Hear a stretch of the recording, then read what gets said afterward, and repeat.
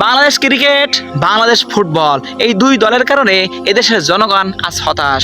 অথচ এদেশের সরকার এই দুই দলের পিছনে হাজার হাজার কোটি কোটি টাকা খরচ করতেছে। এরা এদেশের জন্য কিছু নিয়ে আসতে পারেনি এবং দেশের জনগণকেও কিছুই বা দিতে পারেনি। বরঞ্চ তারা দেশ থেকে যখন দেশের ভিতরে ঢোকে, বাহির থেকে খেলে যখন দেশের ভিতরে ঢোকে, তখন মাথা নিচু করে ঢোকে। তাদের জন্য আজকে জনগণ হতাশ।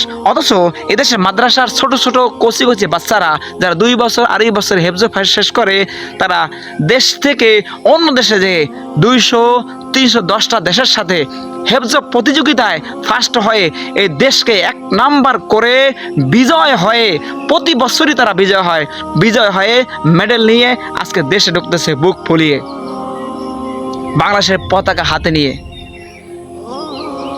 দেখুন, অথচ সরকার তাদের পিছনে কোনো টাকা খরচ করে না, কোনো মাদ্রাসাওয়ালার পিছনে টাকা খরচ করে না। সেলুট, আসসালামু আলাইকুম হে হাফেজ ভাইয়েরা।